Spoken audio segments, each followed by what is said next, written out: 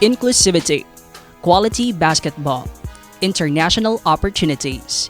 These are what 𝗠𝗶𝗀 stands for.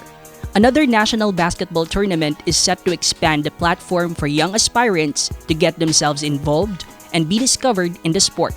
𝗠𝗶𝗀, also known as SLA, held its first ever press conference on July 17 in Cebu City.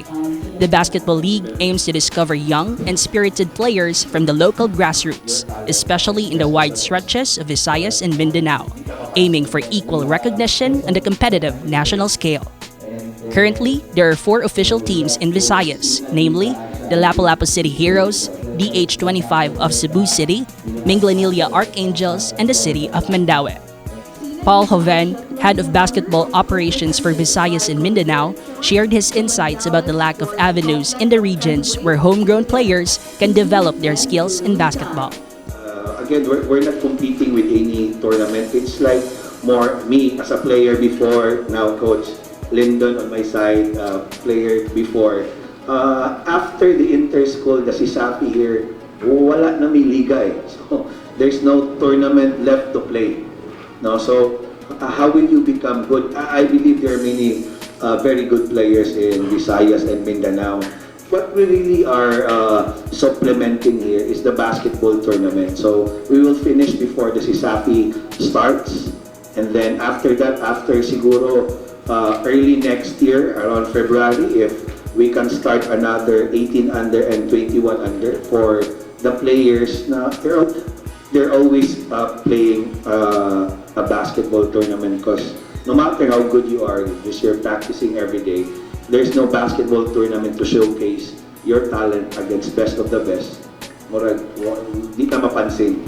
So bottom line is we're just creating another avenue for all the players to really play.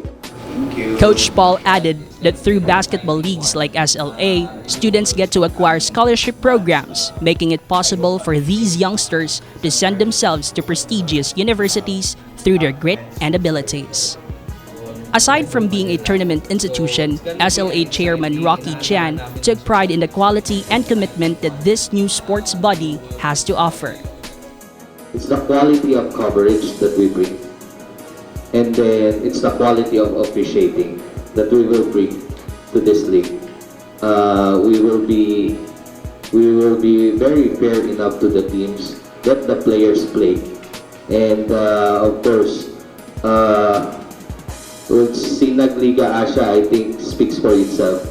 We will not be just focusing on the Philippines, but we will have opportunity for these kids to be able to play internationally. Chairman Chan is serious about the international goal of SLA as he shared the networks of Asian countries that the league has already made connections with. He revealed that the winning team of SLA shall represent the Philippines in international basketball arenas, such as in Malaysia and other neighboring countries.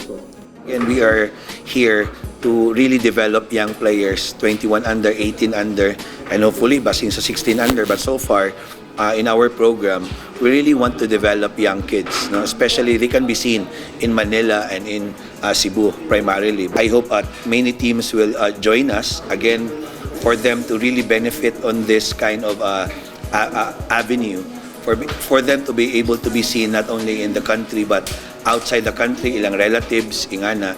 It's gonna be exciting. Inaasahan namin ang suporta ng mga viewership, ng mga basketball fans sa buong Pilipinas na sana suportahan nyo ang 𝗠𝗶𝗀. It's a new league, but it's gonna be an exciting one.